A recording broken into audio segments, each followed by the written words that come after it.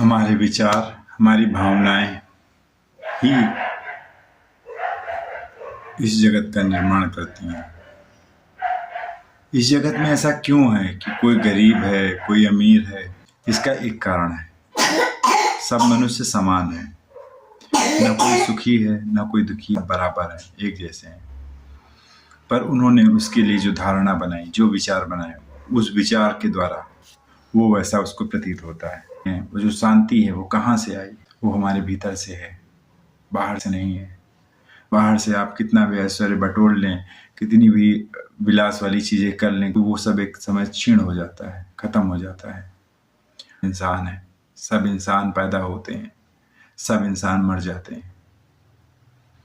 जो बीच की यात्रा है, जो शरीर की यात्रा है, बचपन से सब कुछ झेलना पड़ता है।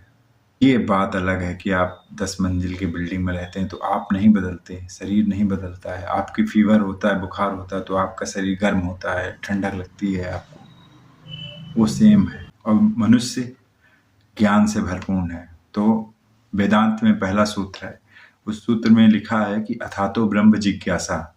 मनुष्य का पहला जो विचार होना चाहिए वो क्या होना चाहिए कि ब्रह्म क्या है। अथातो ब्रह्म जिज्ञासा। ये सूरज, ये चंद्रमा, ये पृथ्वी, ये कैसे चल रहा है, कैसे सुबह हो जाती है, कैसे शाम हो जाती है, कैसे दोपहर हो जाती है, कैसे रात हो जाती है, कैसे हमारे मन में प्रत्येक समय अनंत विचार आते रहते हैं और उन विचारों को ही हम अपना मान के उन विचारों में ही हम डूबे रहते हैं। किसी से द्वेष का विचार, कोई हमसे प्रतिस्पर्धा का विचार, वो पर आप भूल चुके हैं इस दुनिया को किसने ठगा हुआ है। इतने लोग, सारे लोग दुनिया के अकेले, ऐसा एक भी क्षण तो नहीं हुए। दुनिया में जितने भी रिश्ते, जितने भी नाते हैं, ये सारे एक मतलब स्वार्थ के लिए हैं। सारी दुनिया अज्ञान के द्वारा ठगी गई है। अज्ञान सब मनुष्यों का केंद्र है।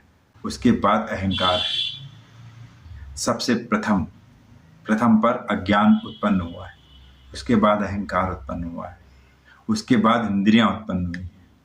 तो अहंकार और ज्ञान से सारा संसार मोहित है।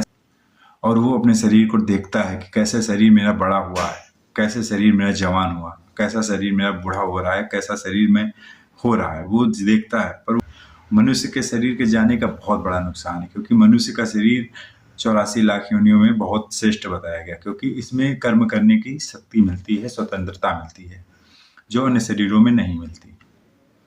इसलिए मनुष्य शरीर को प्राप्त करके आदमी को ज्ञान से थोड़ा ज्ञान की ओर बढ़ना चाहिए, अंधकार से प्रकाश की ओर बढ़ना चाहिए, क्योंकि ये संसार रिसाइकल है।